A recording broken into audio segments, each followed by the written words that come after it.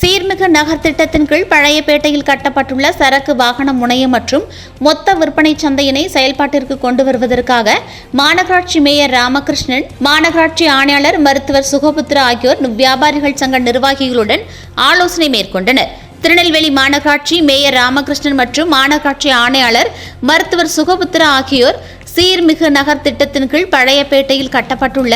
சரக்கு வாகன முனையம் மற்றும் மொத்த விற்பனை சந்தையினை செயல்பாட்டிற்கு கொண்டு வருவதற்காக காவல்துறையினர் மற்றும் மாநகர வியாபாரிகள் சங்க நிர்வாகிகள் நயினார்குளம் காய்கனி மார்க்கெட் சங்க நிர்வாகிகளுடன் நேரில் ஆய்வு செய்து உரிய ஆலோசனைகளை மேற்கொண்டனர். திருநெல்வேலி நகரின் பல்வேறு இடங்களில் அமைந்துள்ள மொத்த சந்தைகள் மற்றும் மண்டிகள் மூலம் சில்லறை விற்பனையாளர்களுக்கு விநியோகிக்கப்படும் காய்கறிகள் மற்றும் பழங்களை திருநெல்வேலி மாநகர பகுதிகளில் விற்பனை செய்வதற்கு ஏதுவாகவும் அனைத்து மொத்த வணிக நடவடிக்கைகளையும் ஒன்றாக கொண்டு வருவதற்கும் மாநகரில் போக்குவரத்து நெரிசலை குறைப்பதற்கும் புதிய மொத்த விற்பனை சந்தை சீர்மிகு நகர் திட்டத்தின் கீழ் பழையப்பேட்டையில் சரக்கு வாகன முனையத்தில் 41 கடைகள் மற்றும் இதர வசதிகளுடன் மொத்த விற்பனை சந்தையில் 92 கடைகள் மற்றும் குளிரூட்டப்பட்ட கிட்டங்கி வசதிகளுடன் கட்டப்பட்டுள்ளது. திருநெல்வேலி மண்டல தலைவர் மகேஸ்வரி, மாநகராட்சி உதவி ஆணையாளர் ஜான்சன் தேவசகாயம், டவுன் காவல் உதவி ஆணையாளர் செந்தில்குமார், போக்குவரத்து காவல் உதவி ஆணையர் காமேஸ்வரன், உதவி பொறியாளர் லெனின், உதவி வருவாய் அலுவலர் சிவனையா, சுகாதார அலுவலர் முருகேசன், சுகாதார ஆய்வாளர் இளங்கோ,